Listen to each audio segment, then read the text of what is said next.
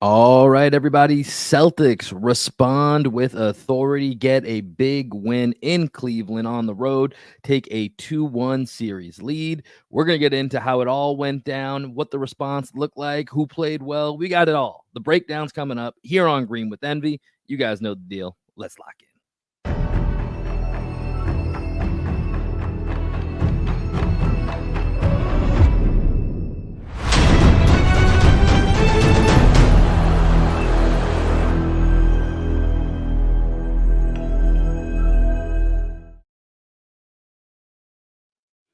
What up? What up? What up? Welcome into a Saturday night playoff edition of Green with Envy. It is a post-game recap. The Celtics take a 2-1 series lead against Cleveland Cavaliers with a 106-93 road victory. This is your boy Will. We are checking in. How you doing? How you living? Joining me to help break down what happened here in Game 3. It's my best friend, co-host, and the coach of our podcast, the one and only Greg Manakis. It's a Saturday night. Celtics won. How you doing tonight, man? Man, we showed up on a Saturday night. Jayson Tatum showed up on a Saturday night. Jaylen Brown showed up. Jrue Holiday showed Everybody up. showed out tonight. Everybody's showing up on a Saturday night. Shout out to Celtics Nation for rocking with us on a Saturday. Yeah, I mean, and also happy Mother's Day to those of you out there that are celebrating or being celebrated. It's a great. It always hurts. It always hurts a little bit more if you stay up for these type of games and like for us, for a game that we're getting ready to like go live or produce a podcast afterwards. If the Celtics didn't show up, it would have hurt just a little bit more, and you'd hear it in our voices. But on the flip side, when it's a Saturday night and the vibes are good, the vibes are high, the team shows up, they come through with everything that we heard in the post game about got to be better, got to be this, got to be that. Insert the post game from Game 2 against the Heat, Game 2 versus the Cavs, copy and paste. In Game 3, you get a response from a championship level team, which is what we know they can be, which is why, Greg, those Game 2s are so damn frustrated because we know this team has it. But we got to give them their props. Tonight, they came through and they played a hell of a game. Before we get into a box score, give me really quickly, what's the number one thing that jumped out to you tonight from this game? Because I think there's a few pieces that we'll talk about as we go through, but what's the number one thing that jumped out to you tonight? I mean, it's got to be Tatum, right? The way that Tatum came out, and he just had that snarl on his face. He looked like he was ready mentally to be there, and he understood the gravity of this game coming off of subpar performance in Game 2 and a subpar performance overall, scoring the ball up until this point in the postseason. Mm-hmm. So mentality throughout the night, the fact that he was literally flexing on people and like kissing his biceps Multiple like Al times. Horford. Yeah, he did it multiple times. So it's got to be Tatum, but Jaylen was not far behind him. And you could make an argument that Jaylen had a better game. Honestly, we'll get into it because that was one of the sneaky things with all night. I think everyone was so focused on Tatum because of, number one, who he is. Like every criticism of Tatum, you have to look at it with, once again, context matters. He's in the context of a superstar. So when his criticisms happen, it's because of how he's viewed and how. And that's a compliment that he's viewed in that regard. But that's where I think a lot of the attention was. And then by the end of the game, it was like, oh, sneaky performance from Jaylen Brown. He had an outstanding game. He was unbelievable in this game. So let's do what we do here for our post-game shows. Let's jump into a morning box score and set the scene. Celtics win 106-93 against the Cavaliers on the road, now taking a 2-1 series lead. Let's start with the Cleveland Cavaliers, and Donovan Mitchell did just about everything he could to really keep the Cavs in this game. He finishes 12 of 22 from the field, 7 of 12 from 3. He had 33 points, 6 rebounds, 3 assists, and 2 steals, and no turnovers. Really big. Donovan Mitchell just, he's a star. He's a stud. We've talked about that before. Evan Mobley, 7 of 11, 17 points and 8 rebounds. Did tweak his ankle. I don't know if it was in the fourth or the end of the third quarter. He did come back and play. I think it was in the third quarters. Did come back and play.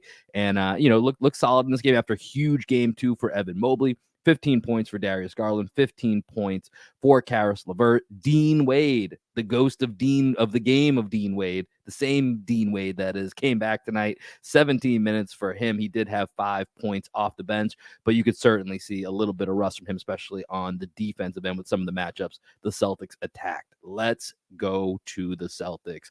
Greg, you mentioned it. Let's start with Jayson Tatum. Plays 42 minutes in this game and has a superstar response to, I think, honestly, more of the Jayson Tatum attention in this game was brought on by some of the comments that he made post game, even more so than some of the play on. It was more of a team loss, like we said, but I think some of Jayson Tatum's comments may have drawn the attention to him. And as we talked about, he responded. 33 points, 13 rebounds, 6 assists, a steal, and a block. 9 of 9 from the line, a big time performance from Jaylen Brown.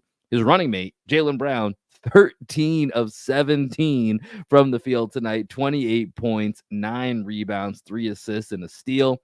Jrue Holiday, ask and you shall receive. We talked about Jrue Holiday getting more involved. Jrue Holiday tonight, 7 of 10 from the field, 3 of 4 from 3. He had 18 points, 8 rebounds, and 5 assists. Derek White, after a rough start to this game, came alive in the second half, had 12 points for him as well. So it was really the big four for the Celtics that carried the load on this night as they come away once again with that 106-93 victory. Greg, do you want to continue talking about Jayson Tatum, or is there is something that you want to go here, or let's keep it going with Tatum? Let's keep talking about Tatum, because I think another thing that just exemplified the mentality that he came into this game with was the 13 rebounds. And it was the way that he was crashing the rebounds. I mean, his primary matchup this entire series has been against Evan Mobley. So he's had to do a lot on the defensive end, and he has to be big on the boards, because without Porzingis, the Celtics aren't necessarily a big team. Al Horford 6'9", Jayson Tatum 6'8", Jaylen Brown 6'5", Derek White 6'4", Jrue Holiday 6'4". That's not a big team. You know what I mean? Yeah. So if Jayson Tatum is not rebounding the ball at a high level, then the Celtics really struggle to rebound the ball, because he is one of the tallest players on the court. He's one of the most aggressive players on the court when he wants to be. And to see 13 rebounds out of him, this is why at the beginning of the season, one of my bold predictions for the season was that he would average a double-double. He didn't quite get there, but we know in big games, this is what we've come to expect from Jayson Tatum, is that he's going to help crash on the glass. He had 13 rebounds tonight, and it felt like every single one of them, if he didn't get it, then the Cavs probably would have. Right. He was always the guy that was just flying in, corner crash, and all the stuff that we needed him to do, guarding Evan Mobley and cleaning up the glass. Jayson Tatum was there for it. Also 6 assists. I thought he made some great plays. He did have those 5 turnovers, but when the ball's in your hands as much as it was for Jayson Tatum tonight, you can expect that. He was, I think, like 6 for 12 in the first half, 5 for 13 in the second half. So pretty consistent throughout the game. Still didn't hit a 3-pointer in the second half. Apparently he has not hit a 3-pointer in the second half of any game this entire postseason. Bob Myers had that. It's pretty crazy, right? Right. And he said Tatum averages 7 points per game in the second half right now. Like some pretty daunting stats towards Jayson Tatum. Part of that has been, aside from the 2 losses, most of these Celtics games have been blowouts. So that's true. Part of that is kind of factored in. But to your point, Greg, about Jayson Tatum on the boards, only 2 games so far this postseason he's been under 10 rebounds. So there's a reason that we were both pretty high on hammering that double-double for Jayson Tatum early on in the season.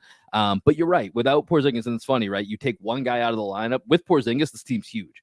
You take Porzingis out, and now you got to shift everybody up a little bit. And it's like, he's not that big anymore, right? And so it's just we also, throughout the season, we were going double big a lot throughout the season. And tonight we didn't see any double big. The double big last 2 games were Horford and Tillman together. We never went Horford and Cornette. So Al Horford, if you look at the box score, Will, 39 minutes from Al Horford. I was going to say, probably too many minutes from Al Horford. This was basically a 6-man rotation tonight. Like when it got down to Clint, right? Like, I mean, you got 8 minutes out of Luke and 10 minutes out of Sam. Other than that, it's a pretty strong 6-man rotation here. Like you said, almost 40 minutes out of Al. It's too much. It's just too much. And, I don't know what Joe's going to do, but this is not sustainable for the rest of the series when it comes to Al. No, whether it's Luke or Tillman, he's got to find a way to buy some minutes with them. Whether it's early in the game. I mean, I thought Mazzulla did a good job, especially with timeouts tonight. He was not effing around on those timeouts, but there were so many moments tonight where I just didn't agree with his Horford minutes at all. Like I was like, we got to get Horford out of the game. There's that one moment where he brought in Cornette. I think it was in the third quarter, And that was when they had their Dean Wade lineup in. And I was like, why are you bringing in Cornette right now? We had the lob Right. that Tatum got to him, but then there were a couple plays where Cornette got beat off the dribble.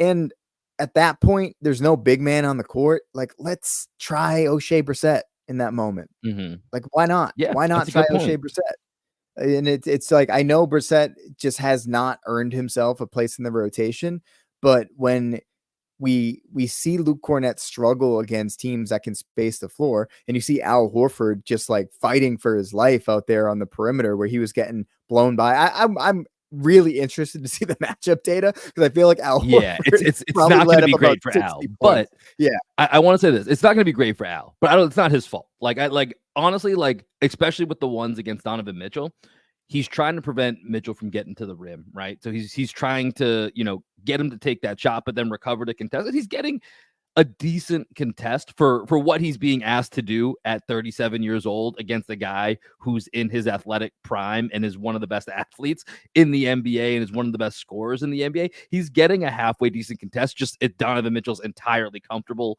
taking it. So I want to say this: the numbers are going to be horrific for Horford when we look at it because it wasn't pretty, you can't but it wasn't as 39 but it, it, minutes, it dude. wasn't his fault.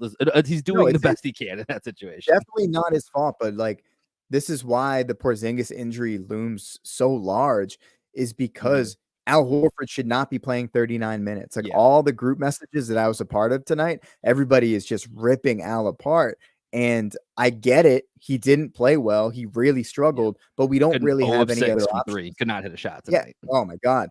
But we're also asking him to play 39 minutes when he's meant to Yep. play 25 minutes a game at this point in his career. So when you're asking him to play 39, he's overtaxed. You're asking him to guard Mhm. Donovan Mitchell, Darius Garland on the perimeter. It's just an impossible Yeah. task that you're putting him up with. Horrible matchup So, for him. like, Yeah. you can't blame Al Horford, but you can also look at Joe Mazzulla and say, hey, maybe let's try something else because the Cavs don't necessarily have the bodies to take advantage of a Mhm. small Celtics lineup. If you're going to Right. switch everything with no rim protection anyway, why not have your best perimeter defenders out there? So maybe that's Peyton Pritchard in there. Maybe that's O'Shea Brissett if you want to have a little bit more room, more size on the court. So I that mean, was the even more only how nitpick even I even really a little had. bit more Hauser in those minutes, right? Like the ones where Dean Wade's the closest thing to a big that the Cavs have. Like you could theoretically get away with a little bit more Hauser minutes in those scenarios. Yeah, So I'm with but, you. like, Like, you don't I know we always say Sam can hold up better, than people think on the defensive side of the ball. He's not gonna guard Donovan Mitchell, like, nobody can really guard yeah. Donovan Mitchell. Jrue Holiday was not having, the best time in the world guarding him. Derek White got crossed up. People get crossed up when you cover Donovan Mitchell, so in my opinion, it's probably gotta be Pritchard or it's gotta be Brissett, who could definitely hang with him athletically. Surprisingly, Pritchard, I feel like, and I need to look at this data a little bit more. Feels like he's been holding up relatively well against Donovan It's like Mitchell, the TJ all things McConnell considered. versus Jalen Brunson thing. Yeah, that's exactly where my mind went to with that as well. It's very, very similar. And listen, Pritchard's earning his minutes in this. Pritchard got 22 minutes. Like I said, he's the only guy off the bench Big that three-pointer. was double digit. Dude, the stones on Peyton Pritchard to go ahead and take that shot. I forget how much time was left on the shot clock. There was a significant amount of time on the shot clock. Deep three, but listen, it was at a time when the Celtics were very stalled and needed a boost of energy, and that kind of gave it to him. So listen, I'm not even like questioning it. I'm just saying it takes a lot of stones to take and make that shot, and that's one of the things that I absolutely love about Peyton Pritchard. But going back here, let's go back to some of the stars of this game. So we talked about Tatum.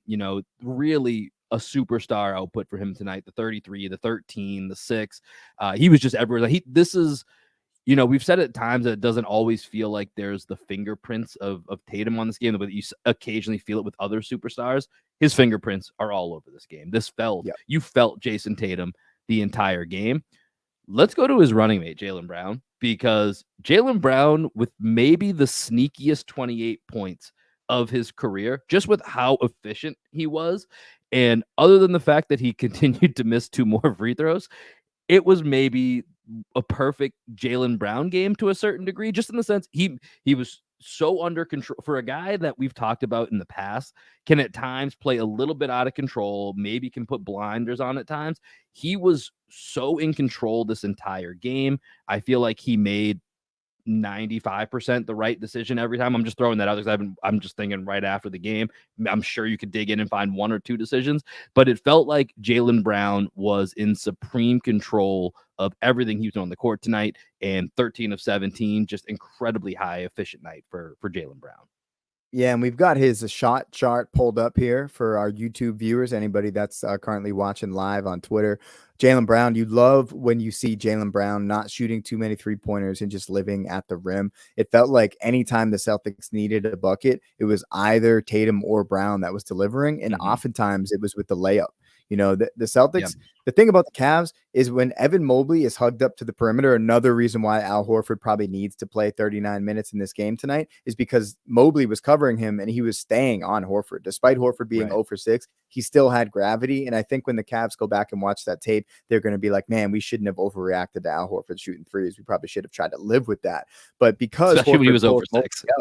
Yeah, because he pulls Mobley out, Tatum and Brown had driving lanes the entire night, and they took advantage of it. And then, in the fourth quarter, when it started to get a little slow, deliberate, and gummy on offense, we got a couple of stops and got out in transition. That amazing layup that Jaylen had where Strus clearly fouled him, and the refs just decided not to call it because Jaylen doesn't feel contact. He just finishes through. He's not a foul baiter. And Jaylen was just so impressive tonight, man.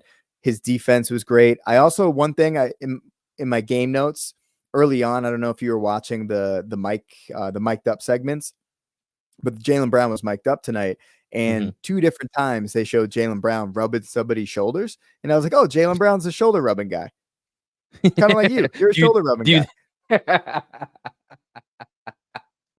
I like that. The commonalities between me and Jaylen Brown. We're gonna rub your shoulders a little bit. That's pretty good. That's pretty good. Hey, man, if you gotta do what works, you gotta be a team guy, right? You want the team to feel good. So Jaylen Brown, yeah, I like some of those mic'd up segments with Jaylen Brown tonight. Big Deuce, got to get it going. Big Deuce, be a superstar, those type of things. Yeah, Jaylen Brown was great tonight, man. I was really impressed with his. It just felt like every time he was needed to do something, he was there. He was there. Like Tatum was taking the lead. This was almost the perfect way that you would set up like your superstar and your 2A superstar, right? Kind of the way that they balance off each other. Tatum was leading the way. And then when it was like, yo, I need you, man, JB was right there to step in and did so in an efficient manner that's really hard to replicate and say that, hey, this is what we want every game. 13 of 17 is really, really hard to do. But it was a perfect balance between the two of them leading the way. And I know in his post-game on-court presser, Tatum talked about, I know we have a great team, but I know that this team goes as far as me and Jaylen go. And that's something that I love hearing because it's as great as it is, equal opportunity, all the depth the Celtics have. Like that's the truth at the end of the day. At the end of the day, it's Tatum, it's Brown. And I was thinking about this, Greg. When you just think of all the different teams that have won NBA championships, like it's great that Tatum's a better rebounder, a better playmaker, but he's got to still be able to get you points on the board because at the end of the day, almost every champion has a stone cold killer score guy that can score you buckets when needed. Aside from like the 04 Pistons, if you want to bring them up. And then you have, Jokic and maybe Magic Johnson, who are the 2 best passers of all time. Other than that, almost every other champion has a guy that's going to go get you 25 to 30 in all those big spots and championship level games. And that's who Tatum is. I'm not saying he's not that guy, but it's games like game 2 where it's like, man, just we need that guy. We need that next level guy that's like, they had Tatum, we didn't. That was the answer tonight. And that was part of this game, was Tatum just put his handprint all over this game tonight. And he was the best. Even though Donovan Mitchell I thought was really special, Tatum was the best player in this game tonight. Yeah, this is kind of what I was saying the other day after game 2, where I was like, the Celtics don't need to be playing their best basketball until they need to be playing their best basketball. And that was the breakout clip that we used. And I think with Tatum, it really applies to him on a singular level as well, because the Celtics are going to need him to be Superman at some point, as they needed him tonight. The backs were against the wall. Tatum said that.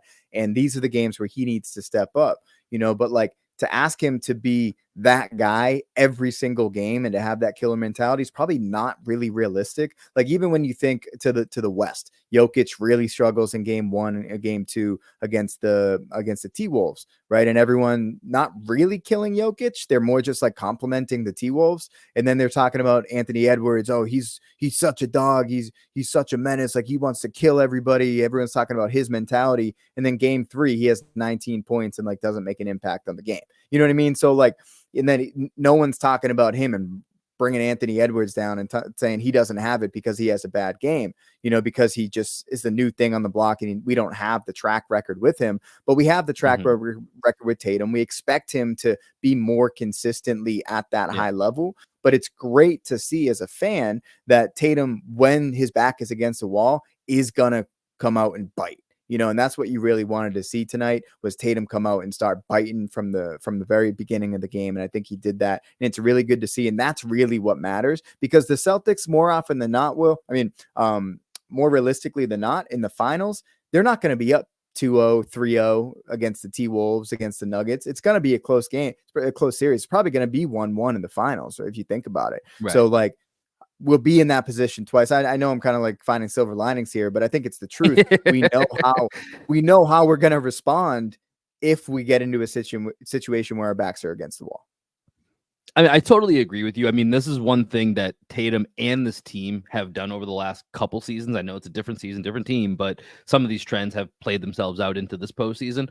They're an amazing response team. This team, I have zero questions really about this team responding. It's about them throwing the first blow is where I have the questions and them being able to psych themselves up. I mean, I saw today that they're now with this win over the last 3 postseasons, they're 17-7 on the road. You know how hard that is to do to have that type of record in the postseason, but they're 14-14 at home. Like that's the part where there needs to be fixed because all of Tatum's best moments have been response games. Think about it. Game 6 in Milwaukee, back against the wall, on the road against the MVP, 46 points. Game 6 last year. It's the 1-year anniversary of the text thread that shall never be revealed. Jayson Tatum, the worst game he has ever played at any point in his entire life through 3 quarters, 16 points in the 4th quarter, 4 threes, goes on to have 51 points in the next game. And this is why it was so surprising. Yeah, this is why it was so surprising in the finals a couple of years ago when he didn't respond. When we got down. I think that was a little bit of injury though. He was kind of hurt at that point though too. So I think that to me that's my Tatum excuse for those finals is I think he was hurt, and also I still maintain that team was basically playing with 6 guys. They just ran out of gas. I think that plus the composure of the Warriors and Steph having one of his Mount Rushmore games just deflated them at that point. Yeah, for sure. No, I think the bigger point though is that like up until he didn't respond in the finals, I never had a question about Tatum responding. Right. And then it was in the finals the first time it happened. And now because it happened at the biggest stage, everyone kind of assumes he's not going to respond when we know more often than not, Jayson Tatum does get up for those big games and he does respond when his back is against the wall. Speaking of responding though, Will, I want to talk about Jrue Holiday because we really were hard on Jrue. And Jrue was hooping tonight. Jrue Holiday in the first half tonight was 6 for 8 from the field. This is his first half shot plot pulled up here. And I love the mentality early on from the game. Jrue Holiday just playing bully ball against bigger people. He took Evan Mobley in the post a couple times, hit a couple threes. And you could tell that he was not happy with how he'd been involved up until this point in the offense. And he came out and was like, you know what? I know I've been sacrificing, but I'm Jrue freaking Holiday. I'm going to get mine tonight. And he did that in the first half. He established himself as a scorer. I think he only took like 3 shots in the second half, but he made his imprint on this game early on and then did all the dirty work the rest of the game, getting rebounds, playing great defense. Jrue Holiday was unbelievable tonight. And this is a Jrue Holiday that we were promised. And it's great to see him show up. I mean, it's literally what I talked about in the last game where it's, hey, what if we do the Kendrick Perkins here with Jrue Holiday? Let's get him involved early on, get him some touches, get him some looks, and then he's going to be, he's always going to be motivated to play defense, but like it gets him involved, gets him a flow, gets him some touches, gets him some shots, gives him some feel. Whereas to the point that, people have made consistently, like he's not here to play offense, he's here to play defense. I know that, but when you go down Kristaps Porzingis, like Jrue Holiday, as great as he's been on defense throughout his career, he's been very heavily involved offensively with successful teams. This guy can be a meaningful part of your offense. And so I think, especially when you don't have Kristaps, you can't just say, well, he's here to play defense, because listen, we love Derek White. Derek White got on track in the second half, but before that, the last 6 quarters of Derek White before the second half tonight were pretty rough. And listen, as great as Derek White has been, and I said this after the game the other night,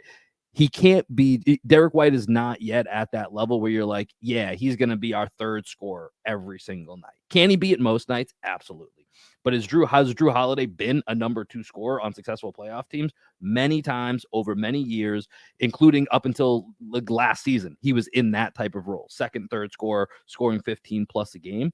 So you were going to need these type of games from Jrue Holiday. So I loved getting him involved early, getting him some shots, getting him in the post, and he took advantage of it. He really took it. And this was the other part that we said after the game, that yes, part of it's on Jrue Holiday not coming through, but he also needs the opportunities. And so he got the opportunities tonight, and then he made the most of it. And yeah, Jrue Holiday was fantastic. And then to your point, he didn't force anything later, but also had let's see, how many assists did he have tonight? I just changed some of the stats I was looking at here. I think he had 5 assists tonight. Yeah, 5 assists tonight. He was also great on the boards too. 8 rebounds for Jrue Holiday. Had a massive rebound towards the end of the game when the Cavs were making a run. And so yeah, Jrue Holiday was the guy that really stood out tonight, as far as guys that haven't had as much of an impact as we would have wished previously in this playoffs. Massive night for Jrue Holiday.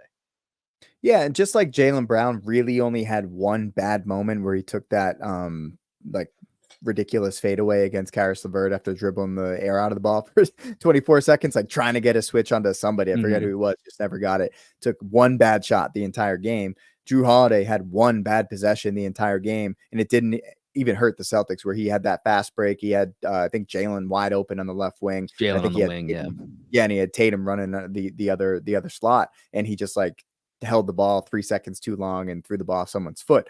That was the only bad play I can think of with Jrue Holiday tonight. Everything else that Jrue Holiday did on the court, I was like, this is the Jrue Holiday that we saw throughout the regular season. He was so good throughout the regular season, which is why it was so disappointing that he was struggling so mightily on offense through the first 6 games of the playoffs, or 7 games of the playoffs. It's just nice to see him have a game where he looked like Jrue Holiday. He wasn't alligator arming any shots. 3-point shot looked money. He was doing the little birdie that he does after he hits the 3. So, he was feeling it. And it's great. It's just really good to see Jrue Holiday play at that level, because as much as, yes, we're only going to go as far as Jayson Tatum and Jaylen Brown take us, Jrue Holiday, I mean, there's a reason why he's the second member of the Celtics on Team USA. He's that highly respected around the league, where he only should 12 be spots. able to step up in those moments. Only 12 spots. It ain't Jaylen Brown. It ain't Derek White. It's Jrue Holiday that got that Holiday's spot on that team, right? So he needs to step up when the the chips are in the middle of the table, and tonight was great for him to do that. Yeah, something else that I really loved about this game was I'm kind of glad the Celtics didn't ever fully run away with this game, right? Because I think this is something that they needed, right? They needed to kind of be tested. And when you look at the Cavs and their output tonight, other than, they went 12 of 36 from 3, so they would probably need to shoot a little bit better percentage for this to be like their best game all around.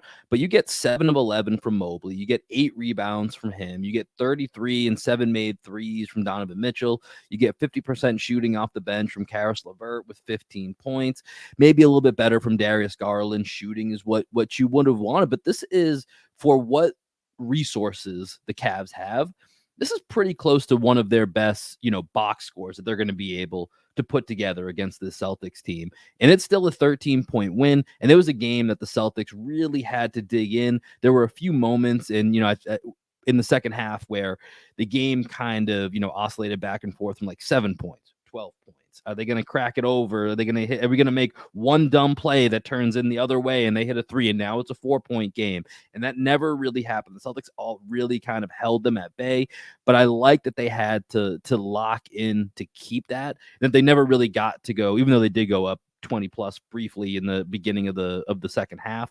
Like, they never really got a chance to sit back and say, we're good. We don't got to worry about this. This one's in the bag. They had to give it the full 48, and I think that was something that this team needed because they haven't really had that in a win. In a win, they've had to be there the whole 48 with the entire starting lineup. And I think part of that, as much as I don't necessarily believe too much into the call on the timeouts to stop the runs, I think there is something to it. And Joe Mazzulla called the timeouts whenever the Cavs started to make a run and really prevented any momentum, especially just like within the building. Like the Cavs feed off of their home crowd so much. Did he call one in the fourth quarter, like a minute and a half in? Like, I think there was one that he called really early in a quarter. I can't remember, but I was like, oh, Joe, all right, not messing around tonight. Yeah, but it was like a really quick trigger. I think it was the fourth quarter because Celtics came in the fourth quarter up 15. I think Cavs went on a quick 6-0 run, and then he called a timeout. Yeah, I think that's what it was. Timeout with I'm looking at it right here in the play-by-play. He called one with 10:29 left in the quarter, so a minute and a half in. He was like, "Yep, no." It got down to 84-75. He's like, "Yep, no, not doing this." So I love that from Joe, and that show. And even the timeout that he took at well. Absolutely. And the timeout that he took with like 3 minutes left or whatever it was, because he was going to lose that timeout. It was great to see him take that timeout because he was like, you know what? I have it. Let's settle the troops. Let's make sure that we come out and execute for these last 3 minutes because there's no reason to have a quick turnover and then let up a 3-pointer and it's closer than it needs to be. Let's get Al a bed. Let's get Al a bed so he can lay down. Al's playing fucking 40 minutes out here. Let's make sure that he can finish this game for the last 3 minutes. But yeah, all around, this was a really good win for the Celtics team. The stars played like stars. I thought Mazzulla coached a good game, as you talked about. They had to lock in. Not a ton from the bench. Peyton Pritchard was good in this game off the bench, but Mazzulla was riding the starters. This was a starters game that Mazzulla just really relied on his top five to come through, and specifically Derek White, Jrue Holiday. Derek White got going in that second half, which was good to see him kind of get back on track. Because the first half, it felt a little funky. I was like, I don't like where this Derek White storyline's about to start going here if this keeps playing out. But he got back. Did he go on the Mind the Game podcast? Like, has he been on JJ? I know, right? What happened to him? Did JJ get a hold of Derek White again? I thought we said no more until after the playoffs. But he got back on track. So Derek White, Jrue Holiday in the Jays really carry this game home. And now obviously things are back to kind of where they should be. It's 2-1. And in one of our text threads, I was saying, it's once again, if you had told me before the series started, hey, it's going to be 2-1 going into game 4, I would have been like, okay, I could see that happening. It's just the way that it happened in game 2. It's very similar to the Miami series. It's the context of what happened in that game. Not that the series 2-1, because now it's 2-1. I'm back to a more relaxed state of things where I'm like, okay, I'm back to feeling like things are where they should be as we head into game 4 Monday night. What do you think is going to be? Let's start to look ahead to game 4 here for a little bit. We mentioned before the Celtics, great response team, great road team. What are you going to be looking for when we get into Monday night? Good question. Well, the Cavs are getting their team back, right? They're the only guy they're missing now is Jarrett Allen.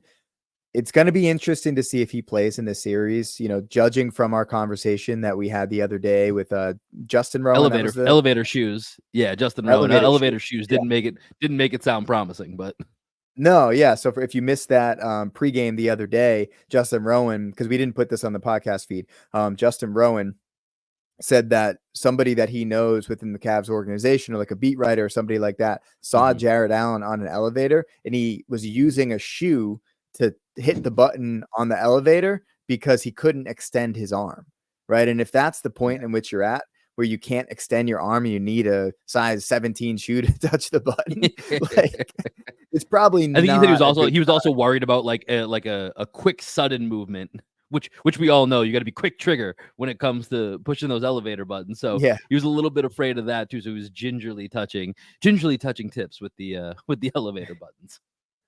Yeah, so if Jarrett Allen is not back and if he's not 100%, if he's a limited version of himself in game number 4, then I still feel the same way that I felt even though the Celtics blew game 2. I think they just didn't come out with the right mentality, and I think they need that wake-up call. For whatever reason, the Celtics need to be woken up every 4 to 5 games to remind them that they're not infallible and that they have to actually take people seriously. And they have Donovan freaking Mitchell on the other side of the court, and Donovan Mitchell is so good at basketball. And if you don't take him seriously, then there's going to be a game where he's going to steal one. And he's had 3 good games already. So they've gotten 3 pretty great Donovan Mitchell performances, and they only have 1 win to show for it. So how much more can Donovan Mitchell do for this team? He's going to need Max Strus to show up. He's going to need Darius Garland to do more than he did. Darius Garland had a nice 4th quarter, but Darius Garland got to be better, man. He's just not been good enough. I mean, Mobley's those are the good, 2 keys. Those are 2 keys for the Cavs. They haven't gotten the things that they would need to really put a scare into the Celtics. They need more. They need a better, not more Darius Garland, a better Darius Garland, and they need a Max Strus, 5 of 8 3-point game or something to that effect, right? And those are 2 things that they have not gotten in this series to this point. Because if you couple that with what Donovan Mitchell's output has been, then they got a chance. They got a chance. And I think Dean Wade, coming back, I do think that's a solid addition. We've joked about, Dean Wade being who the Celtics fans fear the most after the Dean Wade game, but he is actually a really solid addition for this team, as far as just giving them another body that's going to give them, opportunities to another guy that can knock down threes, another guy that's a little bit more, I'd rather have him out there from a Cavs fan than Marcus Morris and George Niang. Like, Dean Wade's going to be a better fit. So, I mean, I think that's going to be what the Cavs would need to kind of turn the tide back their way. From a Celtics perspective, as we look to game 4, there's no response anymore. So it's how do you keep that momentum? That's what I want to see. How do you build on the momentum of this game? Another notable adjustment from Joe Mazzulla. Jayson Tatum played the first 14 minutes, I think, of this game. I think he came out until about 10 minutes in the second quarter. So we talked a little bit about how, some of Tatum did that the first 3 games now. Oh, okay, he has done that. Okay, my bad. But I guess the other adjustment would be Jayson Tatum just being more aggressive early on offensively, right? Like instead of just sitting back. So that was another part of an adjustment that we've seen as well. So I just think for me, does this momentum carry over, or like you said, do the Celtics fall back into that kind of laissez-faire, we just got to show up mindset. But we've seen on the road, they are much more focused on the road, as I just told you, with that 17-7 record over the last 3 years. So being on the road, I don't fear that quite as much. But once again, you got to show up once the ball's rolled out, and you got to prove that you can get it done here. Anything else you want to hit on, Greg, here before we wrap this up? Happy Mother's Day to all the mothers out there. I know most people will be listening to this on a Sunday. Very special Mother's Day for me and my fiance Danielle, as we have our first baby coming into the world in July. So we're going to do a nice little spa day together tomorrow for Mother's Day. Nice. Okay, well, I have a question for you. If you could pick a place, just put yourself in Danielle's shoes. If you could pick a place to go, I'm 7 months pregnant. All right. Okay, to go eat after getting pedicures or whatever, where's the place that you're going in Austin, Texas? After getting pick 5 places that you would go. And I'm just gonna give you a style of food, because I don't know which place, but like, well, I'll say this. Let me give you an example, my own example. So for an anniversary, maybe 2-3 years ago, we did couples massages, so similar to a spa day, but like we then went to like a nice I think it was either Korean or Japanese restaurant that was kind of near there, but like I was told that was a mistake, because it was like doing it afterwards. She was like, I wanted to look nice for the dinner, but also I just had my face pushed into like the massage table, so like it didn't really work with all the makeup and stuff. But I don't know. I really have no. I don't really know what would be I mean, you're hungry, so whatever. Just name a nice place in Austin. Let me see. What's a good Suerte Mexican food? Okay, yeah. We're not going to Suerte. Okay, we are going to Olive Garden. This is where Danielle wants to go. She's just like, I want unlimited soup and bread. Just give me that all day, like soup, salad, bread, whatever I can get at Olive Garden. I want all of the unlimited stuff. And there is an Olive Garden pretty close to the salon, so like I get that, but it's just so funny. I'm like, we could go anywhere. We could go anywhere you want to go. And she wants to go to Olive Garden, so that's what we're going to be doing tomorrow. We're going to be doing some spa day into some Olive Garden. I've heard Chili's is a big thing that a lot of pregnant women love. It's like, I don't know why. I don't know if it's just like, like I grew up eating a lot of Applebee's and Chili's with my parents. We did Olive Garden every now and then. 99. So maybe it's. Yeah, exactly. So I think maybe it's just something like that. But I like that, man. That's perfect. Keeps it simple, makes it nice and easy for you. You don't got to like fight the reservations that you would need at like some of these other places. So That's a perfect Mother's Day. So hope you guys enjoy your day. Hope those of you listening enjoy your Mother's Day celebrations as well. And Greg and I will be back here Monday night following Game 4. For that one, we will be live on Twitter and YouTube. So if you're listening to the audio right now, make sure you are following us on Twitter and on Twitter and YouTube. Come join us for the post game Monday night. We'll catch you guys later. It's 2-1 Celtics. Back for Game 4. Have a great day, guys.